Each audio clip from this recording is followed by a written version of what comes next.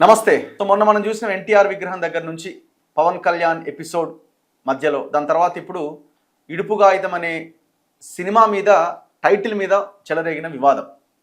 అసలు ఏం జరుగుతున్నది? నిజంగానే తెలంగాణ అస్తిత్వం మీద, తెలంగాణ మీద మళ్ళీ దాడి చేసే ప్రయత్నం ఏమైనా జరుగుతున్నదా?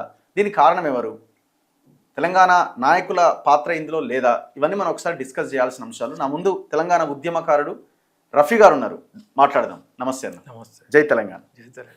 సో ముందుగా ఇప్పుడు రీసెంట్గా నిన్న మొన్న జరుగుతున్నదేమో ఇప్పుడు ఇడుపుగాయుధం అనే చర్చ. సో దాని నుంచి అంతకు ముందుకు వెళ్తే పవన్ కళ్యాణ్ ఎపిసోడ్, సో అంతకు ముందుకు వెళ్తే ఎన్టీఆర్ విగ్రహం, అంతకు ముందుకు వెళ్తే బాలసుబ్రహ్మణ్యం, అంతకు ముందుకు వెళ్తే ఒక జర్నలిస్ట్ అరెస్ట్, మేమందరం వెళ్ళడం, ఇదంతా ఒక రచ్చ. సో అంతకుముందు రోషయ్యది అక్కడ స్టార్ట్ అయినట్టుంది, అది పెద్దగా వివాదం కాలేదు. దాని తర్వాత ఎపిసోడ్లు మాత్రం చాలా ఇదైనాయి. సో ఇది నిజంగానే తెలంగాణ అస్తిత్వం మీద దాడిలాగానే కనిపిస్తున్నదా? సో ఈ దాడి చేస్తున్నది ఎవరు? చేయడానికి కారకులు ఎవరు? వాస్తవానికి ఏంటంటే ఒక సక్సెస్ సాధించినంత హ్యాపీ ఉంది నాకు ఇప్పుడు. మొదట ఏంటంటే ఆ ట్విట్టర్ అదేంది ఫేస్బుక్లోనో దేంట్లోనో ఎవరైతే పెట్టినరో ఇడుపు కాగితం అనేది అర్థమైతలేదు, దీన్ని డబ్బింగ్ చేస్తే బాగుండని ఎవరైతే రాసినరో అతనికి ధన్యవాదములు. ఎందుకు ధన్యవాదములు అంటే, మనం ఎప్పుడు అంటాం తెలంగాణకి ఆంధ్రాకి తేడా ఉంది, సేమ్ కాదు కాదు కాదు అంటాం. మన వాదన అతను ట్వీట్ చేసిండు ఏమని, నాకు అర్థమే అయితే లేదు అన్నాడు. మేమనేది అదే కదా, అర్థం కాదు మీకు, మా బతుకు వేరు, మా యాస వేరు, ఇక్కడ ఉన్న వైభవాలు వేరు, మీకు ఏం తెలియదు దీని గురించి అనే మా వాదన. అందుకే విడిపోదామని అన్నాము. ఎందుకంటే మీరు ముల్కీ రూల్స్, అప్పుడున్న జెంటిల్మెన్ అగ్రిమెంట్లు అన్నీ కూడా మీరు పాలనలో వచ్చినాక అన్ని ఉల్లంఘన చేసిండ్రు. దాని మీద కట్టుబడి ఉండగలిగితే కంటిన్యూ చేసేటోళ్ళే మేము. ఎంత అడ్జస్ట్ అయినా అడ్జస్ట్ కాలే కాబట్టి ఇడుపు కాగితం తీసుకున్నాం. లక్కీగా ఏంటంటే ఆ టైటిల్ పెట్టుడేంది, మళ్ళీ ఆంధ్రాకు తెలంగాణకు ఆ ఇడుపు కాగితం అనేది కూడా సింబాలిక్గా మ్యాచ్ అయింది. మళ్ళీ దాని మీదకి వెళ్ళి చర్చ స్టార్ట్ అయింది. అయితే నాకు అందరికంటే ఎక్కువ తెలంగాణలో దీని మీద ఎందుకు హ్యాపీ ఉంది వాతావరణం చూస్తే అంటే, నేను గత సంవత్సరం నుంచి అస్తిత్వం అనే పదాన్ని 6 నెలల నుంచి మీ జర్నలిస్ట్ తెలంగాణ బిడ్డను ఆంధ్ర పోలీసులు వచ్చి ఈ నుంచి ఎత్తుకపోవడు, ఇక్కడ ఉన్న శిల్పాలు పెట్టకుండా బాలసుబ్రహ్మణ్యం శిల్పం రవీంద్ర భారతిలో పెట్టుడు, ఎన్టీఆర్ విగ్రహం ఎన్నో ఉన్నాయి ఆల్రెడీ, కావాలని ఓ పెద్దగా పెట్టుడు, మళ్ళీ ఎవరిని పెడతలేరు. ఇవన్నీ చూసినప్పుడు ఏమనిపించిందంటే ఏదో కుట్ర జరుగుతుంది. యూటీనో సెకండ్ క్యాపిటలో ఇవన్నీ కూడా పసిగట్టినప్పుడు కూడా నేనే కదా అది ఎక్స్ప్లోర్ చేసిన మొదట్లో నాకు తెలిసినాక. ఆ తర్వాత వీళ్ళు పెట్టే ప్రెస్ మీట్లకు కూడా ప్రమాదంలో తెలంగాణ అస్తిత్వం అనే ఒక బాణాన్ని ఏదైతే వదిలినామో, ఇప్పుడు స్తబ్దతగా ఉన్న మేధావులు కూడా 10 ఏళ్ళు 12 ఏళ్ల నుంచి సైలెంట్ ఉండే, వాళ్ళ దగ్గర రాసే దమ్ముంది, మాట్లాడే దమ్ముంది, వాక్చాతుర్యం ఉంది.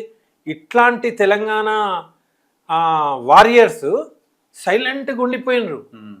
ఇప్పుడు తెలంగాణ ప్రమాదంలో తెలంగాణ అస్తిత్వం అని వాళ్ళు కూడా అంటారు.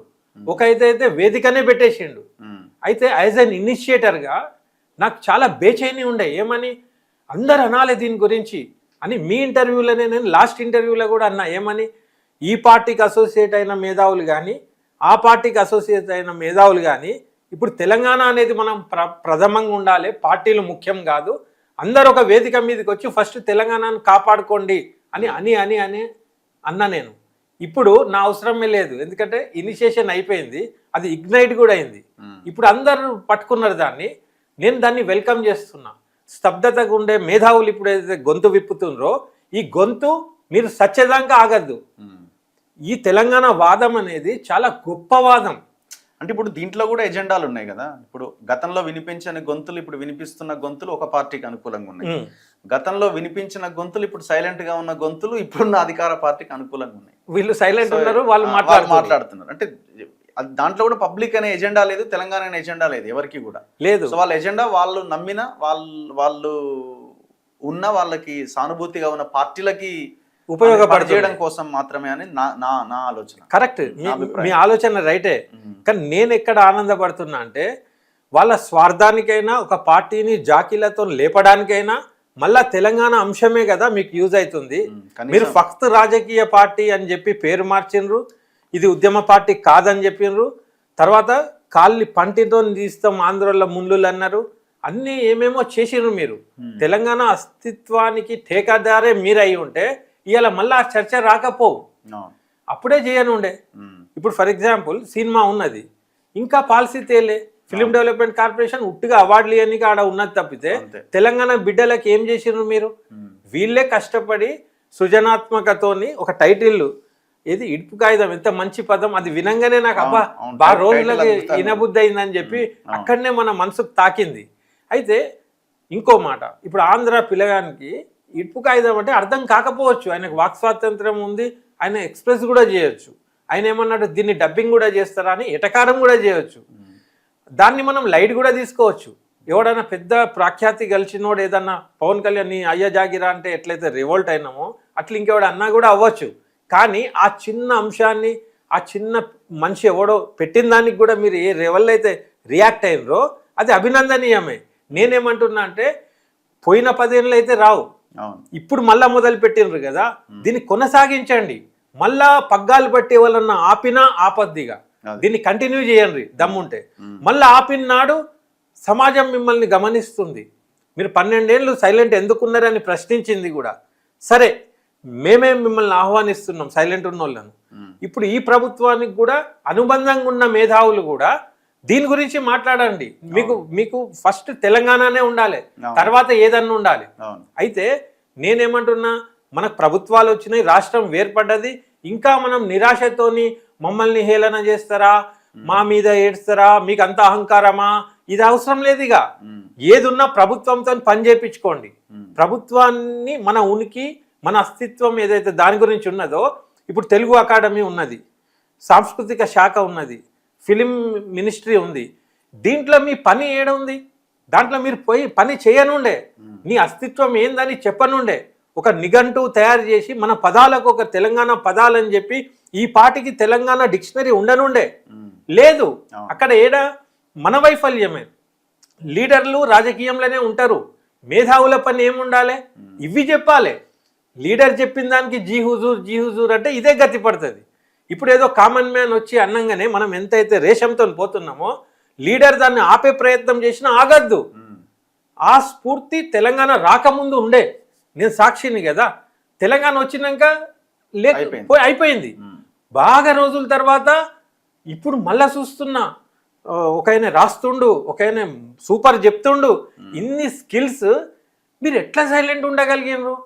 సమాజంలో ఏదన్నా అవినీతి జరిగినా, ఏదన్నా మాకు తెలిసినా సైలెన్సే ఈ ప్రమాదానికి కారణం కదా. 100% దానికి కారకులం మనమే, దాన్ని రిపేర్ చేసే బాధ్యత కూడా మనదే. కాబట్టి ఏంటంటే ప్రమాదంలో తెలంగాణ అస్తిత్వాన్ని మీరు తీసుకున్నారు, సంతోషం, దాన్ని కొనసాగించండి. మళ్ళీ ఎవరన్నా లీడర్ వచ్చి ఇప్పుడు వద్దు మనకు ఓట్లు కావాలి, ఇప్పుడు ఇది వద్దు అంటే ఓ అని వాళ్ళు ఇచ్చే ఆఫ్టర్ ఆల్ పదవుల కోసం మీరు తెలంగాణను తాకట్టు పెట్టద్దు అనేదే నా విజ్ఞప్తి. ఇప్పుడు నిజంగా ప్రమాదంలో ఉన్నది తెలంగాణ అస్తిత్వం, వదిలేసేయండి. ఇప్పుడు నా ఎజెండా ఏంటంటే అస్తిత్వం అనేది అప్పజెప్పినాం, వాళ్ళు తీసేసుకున్నారు, అది నడుస్తూ ఉంటుంది. ఇప్పుడు నా కొత్త టాపిక్ ఏంటంటే మన తొలి వెలుగు వేదిక మీద మీరు రాసి పెట్టుకోండి, అస్తిత్వం కూడా మనం ఈడనే అన్నాం. ఇప్పుడు కొత్త డైరెక్షన్లకు తెలంగాణ తీసుకుపోవాలి. ఏంది? విధ్వంసం. ఎప్పుడు తెలంగాణ రాకముందు విధ్వంసం కాదు, తెలంగాణ వచ్చినాక విధ్వంసం మీద కూడా చర్చ చేయాలి. ఆ చర్చకు ఈ మేధావులు కూడా రావాలి. సౌలత్ అస్తిత్వం ఏంది? తిండి పెట్టని అస్తిత్వం. అది గరీబోనికి తిండి పెట్టది, అవినీతిని ఆపది. జస్ట్ గుర్తుల గురించి మా సంస్కృతి ఓకే, నీ సంస్కృతి సూపర్, దాన్ని కాపాడండి కాదనా. కానీ విధ్వంసాన్ని ఎట్లా కాపాడతారు? విధ్వంసం ఇంకా 2 అంతలు ఎక్కువ నడుస్తుంది ఇప్పుడు ఈ పాలనలో. గత పాలనలో కూడా విధ్వంసం జరిగింది. ఈ చెప్పే ధైర్యం మరి ఈ మేధావులకు ఉన్నదా? చెప్పాలి, లేదంటే మేము చెప్తాం, దాన్ని ఎండాసన్న చేయాలి. అవునని చెప్పి వినయంగా తెలంగాణకు క్షమాపణలు చెప్పుకోవాలి. చెప్పుకొని ఏం విధ్వంసాలు జరిగినాయి అనేది నేను రాస్తా లిస్టు, దాంట్లో పాల్గొనాలి. అస్తిత్వం పాల్గొన్నట్టు విధ్వంసం మీద కూడా చర్చ జరగాలి ఇక నుంచి. అప్పుడే తెలంగాణ వనరులు కానీ, ఇక్కడ జరిగే అవినీతి కానీ ఏదైనా మీరు దానికి ఒక రక్షక భటుల్లాగా పనిచేయాలి. ఇప్పుడు మరి మేధావుల పనే అది. అస్తిత్వం పుణ్యానికి దొరికింది ఈజీ కదా. అస్తిత్వం మా బొమ్మలు, ఇప్పుడు అస్తిత్వంలో భూములు లేవు, అస్తిత్వంలో ఇంకోటి లేవు అంటే ఫిజికల్ గా. అవును. సరే, ఆ భూముల మీద దాడి చేసి భూముల దోపిడీ చేయడం కూడా ఒక రకంగా అస్తిత్వం కిందకి వచ్చిన ఫిజికల్ గా ఒక ఇదై దీని కిందనైతే రాదు కదా. కరెక్ట్. ఇది అవసరం. విధ్వంసం అనేది ప్రాక్టికల్ గా నీకు ప్రజల మీద ఉన్నది, డైరెక్ట్ గా వాడి జీవితం మీద ఎఫెక్ట్ కాదా. ఒక తరం నిరుద్యోగులు ఈ రోజు వరకు రోడ్ల మీద ఉన్నారు పాపం. అవును. Fee reimbursement జరుగుతలేదు. రిటైర్డ్ మనుషులకు వాళ్ళ పైసలు వాళ్ళు గవర్నమెంట్ పెట్టుకొని వాళ్ళకి ఇస్తలేదు. దాంట్లో విచిత్రమైన అంశం చెప్తా చూడు. వాళ్ళు చచ్చిపోతే ఏదైతే ఇన్సూరెన్స్ ఇస్తారో దాని గురించి పెద్ద మీటింగ్లు పెట్టి చెప్తున్నారు. వాళ్ళు బతికున్నప్పుడు హెల్త్ కార్డ్స్ లేవు వాళ్ళకు. అవును, హెల్త్ కార్డ్స్ వాళ్ళు బతికెట్లా. అసలు ఎంప్లాయీస్ అడిగితే చెప్తున్నారు, ఆ ప్రమాద బీమా అనేది మా శాలరీ నుంచి వచ్చే అమౌంట్ తోనే మాకు ₹1,00,00,000 వస్తుందని చెప్తున్నారు వాళ్ళు. కొత్తగా ఇచ్చేది తర్వాత నువ్వు బ్యాంక్ అకౌంట్ తీసి నీకు డెబిట్ కార్డ్, క్రెడిట్ కార్డ్ ఉంటే దాంట్లోనే వస్తుంది. అంటే ఆ సోర్స్ చూపించి మీరు బిల్డప్ ఇచ్చి వాళ్ళు ఏదో చేసినట్టు కాదు. వీళ్ళకి అకౌంట్ ఓపెన్ చేయగానే వస్తుంది అది. నేను అనేది వీళ్ళ హెల్త్ కార్డ్ ఏది? ఇది విధ్వంసం. దీని గురించి మాట్లాడండి. ఇప్పుడు ఇటు డైరెక్షన్ తిప్పండి. ఓకే. తర్వాత ప్రజాభవన్ అని చెప్పి ప్రజాపాలన అని పెట్టిండ్రు అర్జీల కోసం. దానికి చైర్మన్ ముఖ్యమంత్రి. మొదట్లో ఆర్భాటంగా పోయిన ఒకటో రెండో సార్లు పోయిండు. ఆ తర్వాత పోయిండా? సోమవారం, శుక్రవారం ఒకటి, మంగళవారం ఒకటి అనుకుంటా. 2 రోజులు, ఒక రోజు ఉన్నది. 2 రోజులు ఉన్నది. మంగళవారం ఇంకో దినం శుక్రవారం. ఆ చిన్నారెడ్డి అనేటైనా సిన్సియర్ గా పోతుండు. పోయేటోనికి పోతుండని చెప్పాలి. ఆయన గ్రీన్ పెన్నుతోని సంతకాలు చేసి పంపుతుండు. ఆ సంతకానికి విలువ ఉన్నదా? ఐఏఎస్ ఆఫీసర్లు కానీ దానికి సంబంధించిన బ్యూరోక్రాట్లు ఎన్ని సాల్వ్ చేసిండ్రు? పరిష్కారం అయిందా? నీకు ఒక పోర్టల్ పెట్టి ఎన్ని అప్లికేషన్స్ వచ్చినాయి, ఎన్ని సాల్వ్ చేసిండ్రు? అది మీరు ఒక ఓపెన్ గా ఎందుకు పెడతలేరు? ఇప్పుడు ఇవాళ ఒక 1000 అర్జీలు వచ్చినాయి ఈ నెలల. ఎన్ని సాల్వ్ చేసిండ్రు అని మానిటర్ చేస్తుండ్రా? చేస్తలేరు. అంటే టైం అంతా పోతుంది. కానీ ఎన్నో గంటలు పనిచేస్తున్నా అంటుండు ముఖ్యమంత్రి. అన్ని గంటలు అవసరం లేదు. అన్ని గంటలు పనిచేసి ఫలితం లేకుంటే ఏం లాభం? తర్వాత వీళ్ళ కాడ ఒక టెంట్ హౌస్ లాగా ఒకటి షామియానా ఇవన్నీ ఉన్నాయి. ఏడపోతే ఆడ 5 కోట్ల నుంచి 10 కోట్లు పెట్టి ఏది అనౌన్స్ చేసినా దానికి ఫంక్షన్ లాగా చేస్తుండ్రు. ఎందుకే? నువ్వు టెక్నాలజీ యూజ్ చేసి మానిటర్ చేసి ఆన్లైన్లోనే నువ్వు మొత్తం డేటా తెచ్చుకోవచ్చు, డిక్లేర్ చేయొచ్చు, పాలన చేయొచ్చు. షోకు ఎందుకు పైసలు పెడుతున్నావు నువ్వు? ఇవన్నిటి మీద కూడా అడగాలి. ఇట్లా తెలంగాణ రాష్ట్రం విధ్వంసం అవుతుంది. రోడ్ల మీద హ్యామ్ రోడ్స్ ఏదో అని పెద్ద బహిరంగ సభ పెట్టారు. దానికి బిఫోర్ డే అన్ని పేపర్లలో పెద్ద యాడ్. అదంతా నష్టమే కదా. ఈజీగా 20-30 కోట్లు అయి ఉంటుంది. మరి అంటే ఏం తేడా వచ్చింది? నేను అనేది ఏంటంటే కాంగ్రెస్ బీఆర్ఎస్ అయిపోయింది. దాని గురించి నేను చర్చ చేయ. ఎందుకంటే ఇప్పుడు వాళ్ళు పాలనలో లేరు. చెప్పేసినాం ఆల్రెడీ. చెప్పే కదా నిన్ను తెచ్చినాక నువ్వు మోసం చేస్తున్నావు కదా. నువ్వు ఏమేమి చెప్పి వచ్చినావు దానికి విరుద్ధంగా పోతున్నావు. అన్ని నిరుద్యోగుల గురించి అదే అన్నావు. తర్వాత అడ్వైజర్లు ఎన్నెన్ని అడ్వైజర్లయా నీకు? క్యాబినెట్ మినిస్టర్లు ఎందరు ఉన్నారు? రెరా చైర్మన్ గా శ్రీనివాస్ రాజన్ ఒక ఆయన నియమించినారు. ఆయనతో పాటు ఇంకొక ఆయనకి వేముల శ్రీకర్ ఆయనకి రిటైర్మెంట్ తర్వాత ఆయనకు ఒక పదవి ఇచ్చినారు. రామకృష్ణారావు సిఎస్ ఆయన రిటైర్ అయితే ఆయనకు ఒక సపరేట్ ఒక సంస్థనే ఫ్లోట్ చేసి దానికి చైర్మన్ గా పెట్టినారు. ఇది ఏం అవినాభావ సంబంధం మీకు? ఓడు రిటైర్డ్ అయినప్పుడు ఎల్లగొట్టి కొత్తని రిక్రూట్ చేయి. ప్రమోషన్ ని అక్కడ జాగాలో ఇంకోటి వస్తాడు. నువ్వు వీళ్ళనే పెట్టుకొని ఉన్నావంటే ఏమన్నా లొసుగులు తెలుసా? ఏమన్నా కలిసి మైండ్ సెట్ ట్యూనింగ్ మ్యాచ్ అయిందా అని ప్రజలు వాళ్ళకి అట్లా డౌట్లు చేస్తుండ్రు. వీళ్ళు వదులుతలేరేంది? ఏమన్నా ట్యూనింగ్ సెట్ అయిందా? ఏమన్నా డీల్స్ పెండింగ్ కానీ ఆగి ఉన్నాయా? అది పూర్తయ్యేదాకా పెట్టుకుంటారా అని అడుగుతుండ్రు. నేను అనేది వాళ్ళకి జీతాలు ఎట్లా, ఒక క్యాబినెట్ హోదాలు ఇవ్వాలి వాళ్ళకు అడ్వైజర్లు అనగానే. అన్నన్ని పైసలు కూర్చున్న కాడ ఒక్కొక్క మనిషికి 1,50,000 అప్పు ఉన్నది ఒక్కొక్కరికి. ఇప్పుడు మీరు ఇంకా కూడా అప్పులు తెచ్చే చేస్తున్నారు కదా. ఇప్పుడు 2 బెడ్రూమ్ ఫ్లాట్లు చాలా మందికి టిక్కులు కొట్టిర్రు. ఎందుకు ఇస్తలేరు? ఇప్పుడు కేసీఆర్ ఫినిష్ చేసిన సగము ఆపేందుకు పెట్టిర్రు? దాన్ని కంప్లీట్ చేయాలి. జవహర్ నగర్కి వెళ్తే రాజీవ్ గృహకల్ప ఎప్పుడు అది 2014కి ముందు కట్టినాయి. ప్లాస్టింగ్ చేసి ఉన్నాయి. ఒక 1000-2000 ఉంటాయి. ఇంతవరకు వాటిని డిస్ట్రిబ్యూట్ చేయట్లేదు. అదే ఎందుకు ఇస్తలేరు? వాళ్ళు చచ్చిపోయినాక ఇస్తారా గరీబ్ వాళ్ళు? ఇప్పుడు నాకు తెలిసిన ఉద్యమకారులే నేను చొరవ తీసుకొని నేను ఫ్రంట్లకు రాక వెనక నుంచి ముందు నుంచి పైరవీలు చేస్తే టిక్కులు వచ్చినాయి కొందరికి. వాళ్ళ గృహప్రవేశం నా ఖర్చుతో చేద్దామని వెయిట్ చేస్తే ఇప్పటిదాకా నేనే వెయిటింగ్లో చూస్తున్నా వీళ్ళకి ఎట్ట సతాయిస్తాను అనేది నాకు అర్థమవుతుంది.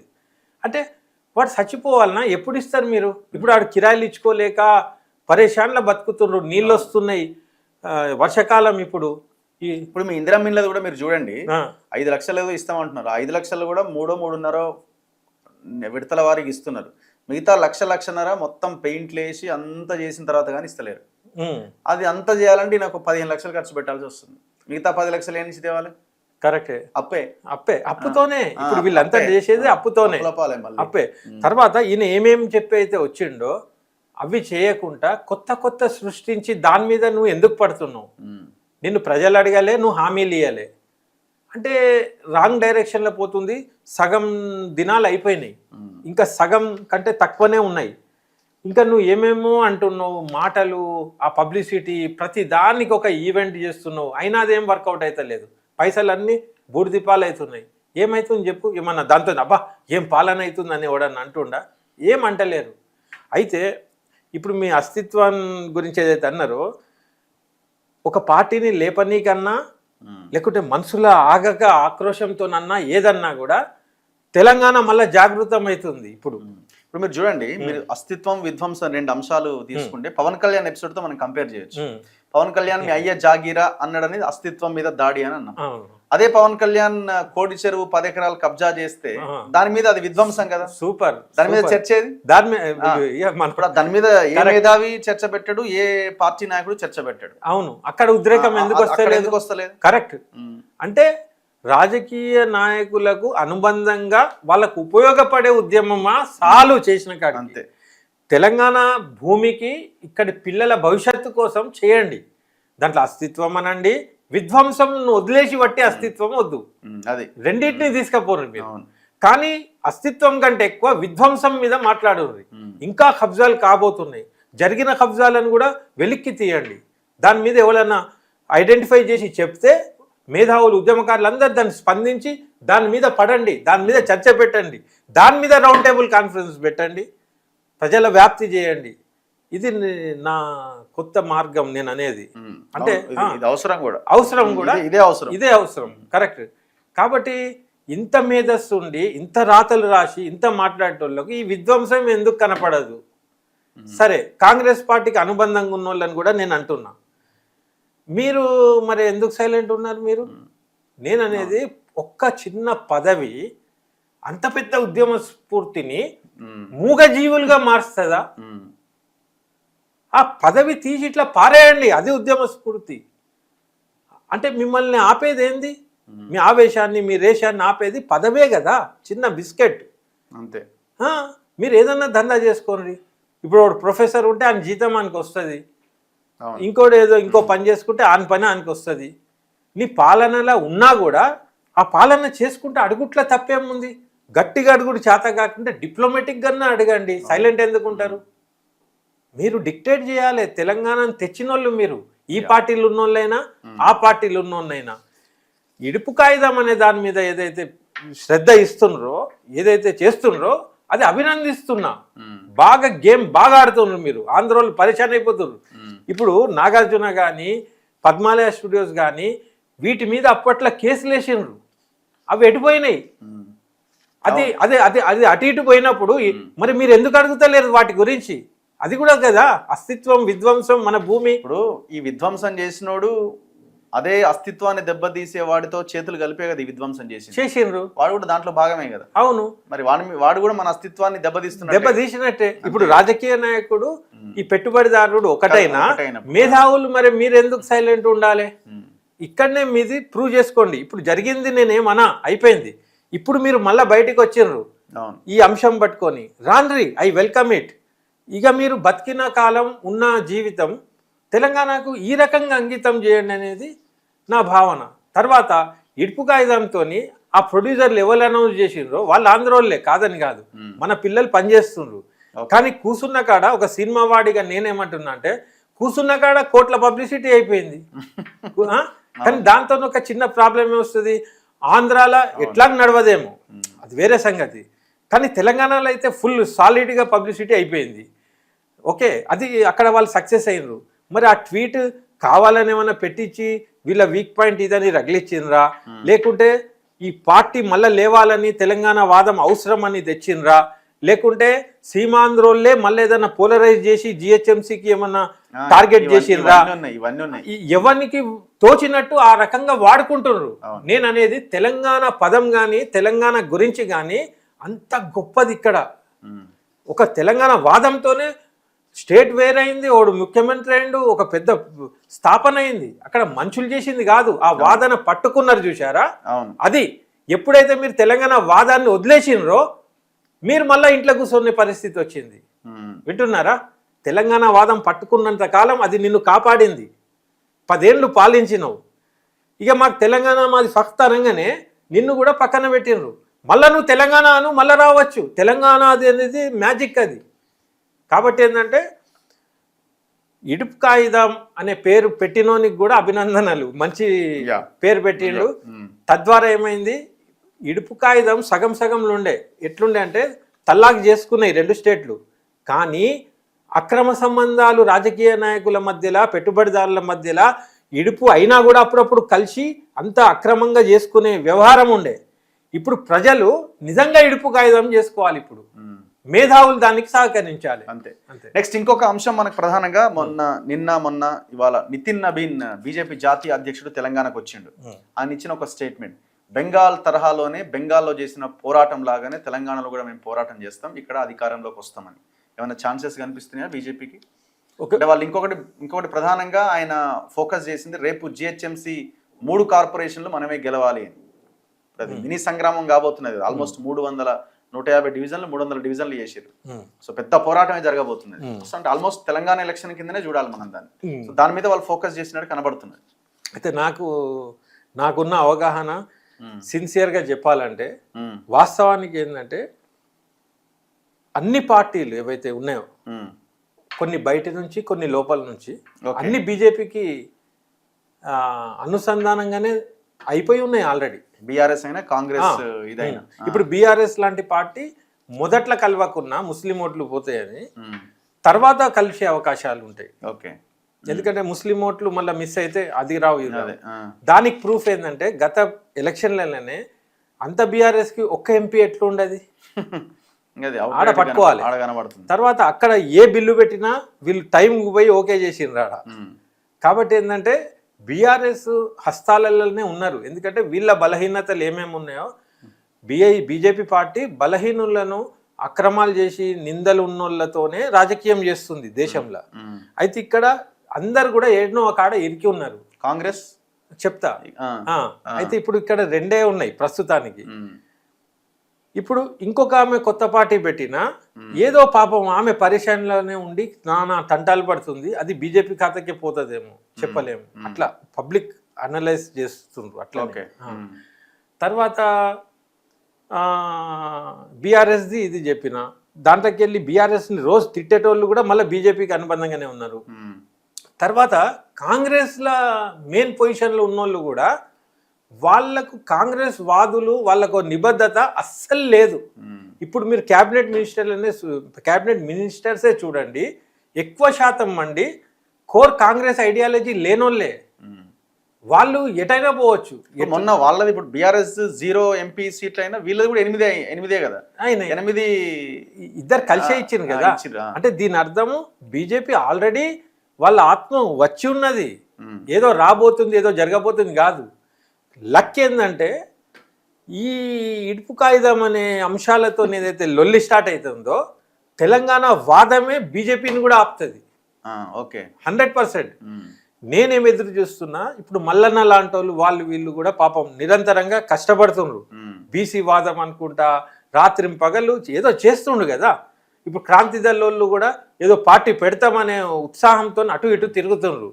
కానీ వీళ్ళెవరు కూడా ఎట్లా చేద్దాం, ఒక స్ట్రాటజీ ఎట్లా తయారు చేద్దామని కాంగ్రెస్ వాళ్ళే అంత పెద్ద పార్టీ వాళ్ళే మాలాంటి వాళ్ళని అడిగి తెలుసుకొని ఒక దారి వేసుకున్నారు.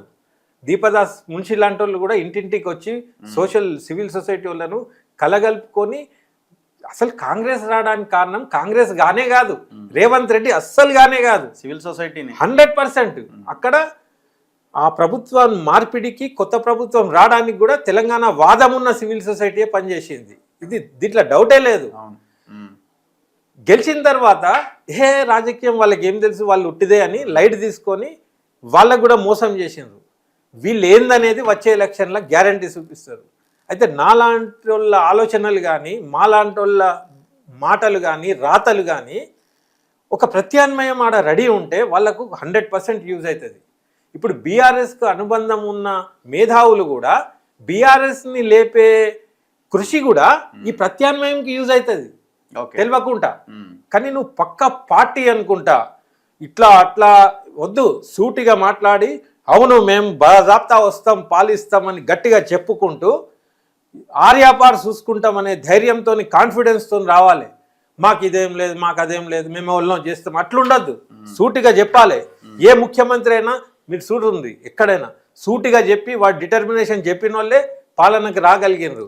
మనము డొంకగా ఇట్లా మాట్లాడే అవసరం లేదు. నిజంగా రాకపోని గెలవకపోని మా లక్ష్యం ఇది అని గట్టిగా డిక్లేర్ చేసి నువ్వు సమాజంలోకి వచ్చేసేస్తే ఈ మేధావులు మాట్లాడేటి అన్నీ మీకు ప్లస్ అవుతాయి. ఇప్పుడు ఈ పాలన చూసేసిండ్రు. ఇప్పుడు కాంగ్రెస్లో మోసం జరిగింది పసిగట్టేసిండ్రు. మీరు ఏదన్నా పార్టీ పెడితే మీకు ప్లస్ గ్యారంటీ అవుతుంది తెలంగాణలో. లేని ఏడలా ఇప్పుడున్న క్యాబినెట్లో ఎవరైతే అవినీతి చేసే మినిస్టర్స్ ఉన్నారో వాళ్ళకు టికెట్లు ఇవ్వకుండా కొత్త రక్తాన్ని కాంగ్రెస్ వాళ్ళు ప్రమోట్ చేస్తే మళ్ళీ కాంగ్రెస్ వస్తుంది. మరి కొత్త రక్తాన్ని పసిగట్టి అట్లా ఇచ్చే ధైర్యము ఉంటే వాళ్ళు విజయం సాధించినట్టు. మరి అంత పరిణతి వాళ్ళకు ఉన్నదా? ఇప్పుడు మీనాక్షి నటరాజన్ మంచిది గాంధీవాది అంటున్నాం నిజమే. మరి ఆమె చురుగ్గా తీసుకొని ఆమె ఏమన్నా పని చేయాలి కదా. గాంధీవాదం అని ఇంట్లో కూర్చుంటే ఎట్లా? బయటికి వచ్చి సివిల్ సొసైటీని కూర్చోబెట్టి ఏం చేద్దాం, పార్టీని ఎట్లా రక్షిద్దామని ఆమె మీటింగ్ పెడుతుందా? ఏం పెడతలేదు, ఉట్టిగానే ఇట్లా కూర్చుంటుంది. మంచోళ్ళు ఎడ్డోళ్ళు మంచోళ్ళు అనేటట్టు ఉండద్దు. మంచోళ్ళు తెలివితో పనిచేయాలి. మంచోడు అంటే కాదు కదా, ఎంత తెలివిగా పనిచేసినాం అనేది ఇంపార్టెంట్. ఇప్పుడు కాంగ్రెస్ కార్యకర్తలు ఎవరైతే కోరుగున్నారో వాళ్ళు బతికినంత కాలం కాంగ్రెస్ అనుకుంటా పోయేటోళ్ళు అందరు నిరాశ ఉన్నారు. పార్టీలు జంప్ అయిన వాళ్ళు అందరు హ్యాపీగా ఉన్నారు. బీజేపీ గురించి మాట్లాడుతున్నాం. సో బెంగాల్ తరహా పోరాటంతో ఇక్కడ మేము అధికారంలోకి వస్తామన్నది వాళ్ళ లైన్. అయితే నేనేమంటున్నా, బీజేపీ మీరు పోలరైజ్ చేసి ఈ మతాల గురించి కులాల గురించి ఈ కులాలను తక్కువ చేసి ఇప్పుడు కూడా మాట్లాడుతుండ్రు. మాదిగోళ్ళు మాకంటారా, మాదిగోళ్ళు ఇవన్నీ అనుడు ఉన్నది. ఇది ఆ పనికి మాలిన పాత అస్తిత్వం ముచ్చట్లు ఇవి. అప్పుడప్పుడు అస్తిత్వం ప్రమాదం కూడా. అది పనికి మాలిన అస్తిత్వం లేకున్నా ఏం లేదు, డస్ట్బిన్ వేయాలి. మనం ఎవాల్వ్ అవుతూ పోవాలి. అభివృద్ధి గురించి పిల్లల సంక్షేమం గురించి వాటి గురించి ఏమైనా ఎజెండా తీసుకొని బీజేపీ వచ్చినా నష్టం కాకపోయేది. మళ్ళీ ఇదే పోలరైజేషన్ అక్కడ ఓఐసీని పెట్టుకొని వీళ్ళు పెట్టుకొని అవి చేసి ప్రజలకు ఈ రకంగా క్రిమినల్స్ని మీరు పార్టీలో పెట్టినంటేనే మీ దాని మీద డౌట్ వస్తుంది. ఒక పార్టీ పెట్టిన దాంట్లో క్రిమినల్స్ ఉండకూడదు, దోపిడీదారులు ఉండకూడదు. అది ఏదన్నా కానీ హిందూయిజం పేరు మీద పెట్టుకొని వచ్చినా పర్వాలేదు, పర్ఫెక్ట్ హిందూయిజం చూపియండి. హిందూ ధర్మంలో ఉన్న నీతితో రాన్రి. ఇప్పుడు రామ మందిరంలో దొంగతనం అయింది. ఇప్పుడు నాకు జోక్ ఏంటంటే మసీదులల్లా చర్చిలల్లా గుడిలల్లా దొంగతనం అయితే ఇక దేవుడు ఏం చేస్తుండు, అన్నీ పైసలు పెట్టి రక్షణ ఏడు ఉన్నది. పోనీ దేవుడు అనేది ఉట్టే భ్రమ అనుకో, అన్ని మతాలలో ఒక భ్రమతో బతుకుతున్నాం ఏదో లైన్లో పోనీకి. కానీ పాలన చేసేటోళ్ళే కట్టిన గుడి అది అంత పెద్దది. దాంట్లో బంగారం ఎట్లా పోతుంది? పోయిన దాని మీద మన చర్యలు ఏవి? నీ ఇంటెలిజెన్స్ ఏది? నీ పోలీసు వాళ్ళు ఏది? నీ సత్తాడ చూపి. నేను అనేది నేను సిన్సియర్గా అంటున్నా. అప్పుడు నువ్వు రా తెలంగాణకు. అసలుకే ఎసరైతుంది కదా. తెలంగాణను ఒక మంచి వాతావరణంతో ఇక్కడ గంగా జమున తహజీబ్ ఉన్నది. ఇక్కడ మొత్తం ఇండియాకే ఇదొక. ఇప్పుడు వాళ్ళు తెలంగాణలో వచ్చేది చాలా క్లియర్ కనబడుతుంది కదా. ఇప్పుడు మార్వాడి మూవ్మెంట్ వచ్చినప్పుడు మార్వాడీలని ఎట్లా మీరు అంటారు, వాళ్ళు దేశభక్తులు, దేశం కోసం ఇది అది అని మాట్లాడేది. ఇక్కడున్న వాళ్ళ మీద మాట్లాడిన దేశద్రోహులని క్రియేట్ చేసి వీళ్ళే అర్బన్ నక్సలైట్లు అన్నారు. సో ఎన్ఐఏ ఎంటర్ అయింది, వందలాది మందికి ఆ ఎన్ఐఏ పేరుతోని నోటీసులు ఇచ్చినారు. ఈ టైప్ ఆఫ్ ఎజెండా తెలంగాణలో వర్కౌట్ అవుతుందా? వాళ్ళు ఇంకోటి ఏమంటారు, తెలంగాణ వాదం గురించి మాట్లాడితే పవన్ కళ్యాణ్ ఎపిసోడ్లో పవన్ కళ్యాణ్కే మద్దతు పలికి వాళ్ళంతా జాతీయవాదం ఎవరు ఎక్కడైనా బతకొచ్చని ఒక లైన్ తీసుకొచ్చు. సో ఇట్లా ఈ ఎజెండా వాళ్ళకి వర్కౌట్ అయ్యే అవకాశం ఉందా? ఒకవేళ వాళ్ళు ఈ ఎజెండాతో వస్తే, మీరు ఏవైతే వివరించిండ్రో ఈ ఎజెండాతో వస్తే వాళ్ళు ఫెయిల్ అవుతారు. వాళ్ళు నోరు మూసుకొని ఏదో ఇట్లా ఏదన్నా పొలిటికల్ వేలో వస్తే ఏమో పుసుకున్న రావచ్చు. కానీ ఈ నిర్బంధాలతోని అధికారం చూపిస్తూ ఇది కాదు అది కాదు అనుకుంటూ వస్తే ఏంటంటే ఇక్కడ లక్కీగా మన రక్తంలో కానీ ఇక్కడ మట్టిలో ఒక రెవల్యూషన్ ఉంది, పసిగట్టే తత్వం ఉంది, రివోల్ట్ అయ్యే తత్వం కూడా ఉంది. అయితే ఒకవేళ వాళ్ళ ఆ ఎజెండా నుంచి తెలంగాణకు వస్తే వాళ్ళ పతనం తెలంగాణ నుంచి స్టార్ట్ కూడా అవ్వచ్చు. ఎందుకంటే వేరే స్టేట్లల్లో ఇంత ఉద్యమ స్వభావాలు లేవు. వింటారా? లెఫ్ట్ ఆలోచనలది కూడా నేను అంటలేను. మామూలు పబ్లిక్ కూడా తెలంగాణ ఇప్పుడు చూడు ఇడుపు కాగితంకే గింత చర్చ జరుగుతుంది. నువ్వు వచ్చి ఉల్టా పల్టా ఏమైనా చేస్తే ఊకుంటారా? ఇప్పుడు ఆ ఇన్నయ్యది కూడా ఏదైతే ఇచ్చినరో పోయిందో ఏదైతే జరిగిందో సరే ఓకే తీ అని ఊకున్నారు తప్పితే అట్లనే కంటిన్యూ అయిన నాడు పబ్లిక్ బయటికి వచ్చి మామూలుగా వదలరు. లైవ్లో ఉండేటోళ్ళు జర్నలిస్టుల జోలికి వచ్చినా ఇంకెవరైనా యాక్టివ్గా ఉండేటోళ్ళ జోలికి వచ్చినప్పుడు ప్రజలు చూస్తున్నారు కదా, వీళ్ళు ప్రజల పక్షాన మాట్లాడేటోళ్ళను ఇన్ని గుంజుకపోవడేంది, ఎవడైతే దొంగ దోపిడీదారులు కబ్జాఖోర్లు ఉన్నారో వాళ్ళని వదిలిడేంది. ఈ ఆలోచన తెలంగాణ సమాజంలో ఉంది. మేధావులు చైతన్యం చేయాల్సిన బాధ్యత ఉంటుంది అన్నట్టు కొద్దిగా ఇట్లా జరుగుతుంది అనేది. అయితే వీళ్ళు ఎవరి ప్రభుత్వంలో వచ్చినా ఏదైనా గోల్మాల్ ఏదైనా మాయతోనే రావాలి తప్పితే సూటిగా చెప్పి రాలేరు. ఒకవేళ సూటిగా చెప్పి వచ్చేది ఉంటే మొదట్లోనే బీజేపీ ఈడనే ఉండేది. ఇంత లేట్ ఎందుకు అవుతుంది? ఇప్పుడు బెంగాల్లో ఎట్లయితే వచ్చింది అంటుండ్రో ఈడ కూడా ఇక్కడున్న రాజకీయ నాయకులను లొంగ తీసుకొని అక్కడి క్యాడరు కార్యకర్తలు ఆ లీడర్ని నమ్మి ఏమన్నా గోల్మాల్ అయితే అవుతారు తప్పితే ఇక్కడ ప్రజలు ఆ లీడర్ని కూడా తిప్పికొట్టేటట్టు తయారు చేయాల్సిన అవసరం ఉంది. ఇప్పుడు వాళ్ళు ఏ వ్యూహంతో వస్తున్నారో తెలంగాణ రక్షకులు, నేను ఇంతకుముందు ఇడుపు కాగితం గురించి మాట్లాడిన మేధావులకు కూడా నేను అదే అన్నా కదా, విధ్వంసాన్ని ఆపండి, ప్రమాదాలను ఆపండి, పసిగట్టండి అన్నా కదా. దాంట్లో ఇది కూడా వస్తుంది. తెలంగాణను రక్షించుకోవాలన్నప్పుడు మంచి చేతులలో పెట్టాలి. ఇప్పటికే మంచోళ్ళు అనుకొని పెట్టినా నష్టం జరుగుతుంది. ఇంకా ఒక డేంజర్ సైన్యం వచ్చేసేస్తే కథం ఇక తెలంగాణలో హిందూ ముస్లిం ఇవి అవి అయితే తెలంగాణ చాలా బాధాకరంగా ఉంటుంది. ఎందుకంటే నైజాం ఖాన్ నుంచి ఇప్పటి వరకు మన సింబలే గంగా జమున తహజీబ్, దాన్ని చెడగొట్టి వస్తే రాంగ్. ఇక్కడికి వచ్చినప్పుడు ఈ గడ్డ మీద మోడీతో సహా ఏ బీజేపీ వాడైనా కూడా అరే అన్నదమ్ముళ్ళు అన్నట్టు రావాలి, అందరినీ కలుపుకొని పోయి డ్రామా చేస్తేనే ఈడేమైనా సక్సెస్ అవుతుంది. కానీ మీరు డివైడ్ చేసి చేస్తే మిమ్మల్ని వెళ్ళగొడతారు. Anyway thank you very much Rafi గారు. సో ఇది తెలంగాణ ఉద్యమకారుడు రఫీ గారితో స్పెషల్ ఇంటర్వ్యూ. ఏదేమైనా తెలంగాణ వాదం మీద అయితే బలమైన చర్చ జరుగుతుంది. ఈ చర్చ జరగాలి. మన రక్షణ, మన అస్తిత్వము, ఇంతకాలం జరిగిన విధ్వంసం పైన మనం చర్చించుకొని మాట్లాడుకొని భవిష్యత్తులో ఏం చేయాలనే దాని మీద ఫోకస్ చేయాలి ఖచ్చితంగా. సో దానికి సొల్యూషన్ ఆల్టర్నేట్ ఏంటన్నది మనం ఖచ్చితంగా ఆలోచించాల్సింది రాబోయే రోజుల్లో. చూస్తూనే ఉండండి మన తొలివేలు.